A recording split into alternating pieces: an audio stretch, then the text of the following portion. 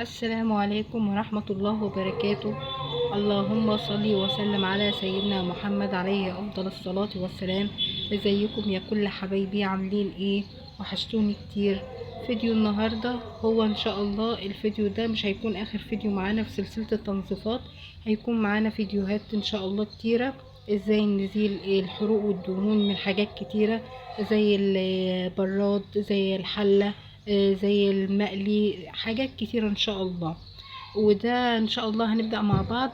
اول فيديو في التنظيفات هو ازالة الدهون والحروق من الطاسة او المقلي الالومنيوم. زي ما انتوا شايفين كده معايا، الطاسة دي فيها حروق ودهون كتير. هي كانت فضي زي ما انتوا شايفين الحتة اللي في النص دي، بس طبعا انا سايباها اسبوعين او 3 اسابيع عشان يكتر عليها نسبة الدهون والحروق، وكنت ما بغسلهاش ولا باجي جنبيها خالص علشان يبقى فيها كمية حلوة.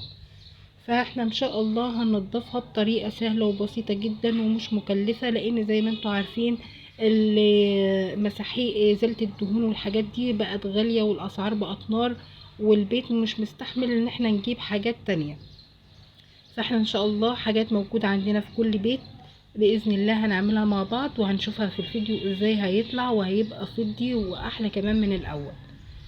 ما تنسوش تدعموا قناتي، قناة اسهل وصفات مع مطبخ نونا، وما تنسوش تشتركوا في القناة. ونبدأ على طول في الفيديو. اول حاجة عندي هنا انا شغلت النار بتاعة البوتاجاز، وهحط عليها المقلي من غير اي حاجة. هتقولي لي طب انت بتعملي ايه؟ انت كده هتحرقي المقلي، هتبوظيه اكتر. اقولك بس استنى عليا بس، ان شاء الله ولا هيتحرق ولا اي حاجة، ده هيرجع احلى من الاول بكتير كمان. هنسيبه شغال على النار كده، النار لازم تكون عالية زي ما احنا شايفين كده. وحاولي وانتي مشغلة النار، يعني النار توصل كل الاماكن اللي فيها الدهون. يعني قلبيه، وقفيه على الجنب ده كده شوية، والجنب التاني شوية، والقاعدة بتاعته شوية. اهم حاجة النار تكون عالية عندنا كتير. تمام، زي ما احنا شايفين مع بعض كده في الفيديو. انت اتأكدتي ان الحرارة وصلت لكل الاماكن، يبقى كده تمام. لو انت مش متأكدة ان النار ماهيش واصلة لكل الاماكن، يبقى تستنى عليها شوية لغاية ما يسخن معاكي جدا جدا جدا. انا عايزة المقلي يكون سخن جدا جدا جدا علشان نعرف ننضفه مع بعض. زي ما انتوا شايفين معايا كده، انا بحس في اماكن مفيش فيها سخونية بقعد اقلب المقلي. شايفين هنا معايا في المرحلة دي المقلي طلع دخان، معنى ان هو طلع دخان يعني المقلي سخن معايا قوي. يبقى كده وصلت للمرحلة المطلوبة اللي انا عايزاها، السخونية بتاعته.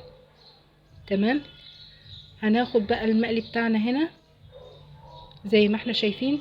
كل اللي هحتاجه معايا سلكة حلزونة وشوية سائل، هما دولت المكونين الاتنين اللي انا هحتاجهم في الوصفة بتاعتنا. بس شوية سائل، اي نوع سائل، مش هحدد عليكي سائل معين، وسلكة حلزونة. وعلشان السلكة هتوصل الحرارة بتاعتنا من المقلي عشان سخن، امسكيها بسفنجة عندك في البيت. وهنمسك كده نبل السلكة الحلزونة شوية سائل وندعك، هتلاقي بسم الله ما شاء الله بيطلع معاكي بكل سهولة. يعني زي ما احنا شايفين اهو، انا ما فصلتش الفيديو ولا اي حاجة.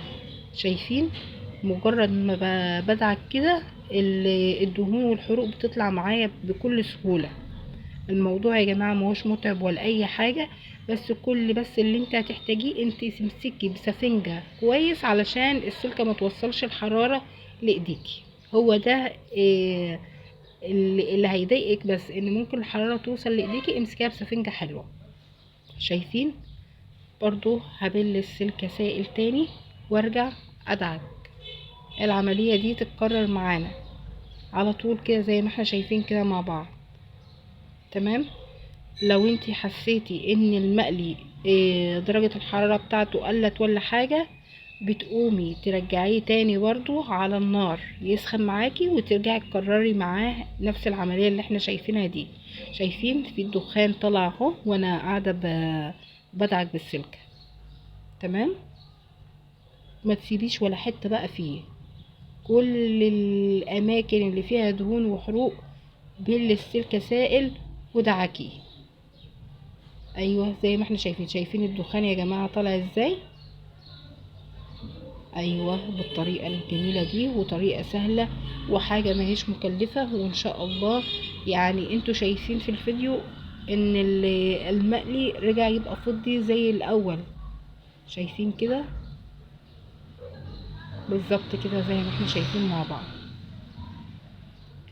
الموضوع ما هو صعب يا جماعة، الموضوع سهل جدا، وحاجات موجودة عندنا في البيت، هو سائل وحتة سلكة، والطريقة دي اسمه تنظيف بالحرق. انتي لو ممكن تشغلي الفرن بتاع البوتاجاز على درجة حرارة عالية، وتقومي حاطة المقلي فيه، ممكن تعملي كده. بس المشكلة ان لما هتعملي كده هيخلي ريحة الشقة ما هي ظريفة، لكن كده ما فيش اي روايح في الشقة ولا اي حاجة. شفتوا كده، انا في المرحلة دي كنت وصلت يعني يعتبر ما عادش فيه الا حاجات بسيطة خالص، فلقيت المقلي برد معايا، رجعته تاني على البوتاجاز يسخن شوية تاني. لما سخن قمت برضو عاملاه بالسائل والسلكة، مطلع هنا دخان زي ما احنا شايفين مع بعض اهو، واكمل بقية الدعك بالسلكة. يعتبر كده المقلي ما عادش فيه اي اتساخات ولا حروق ولا دهون خالص.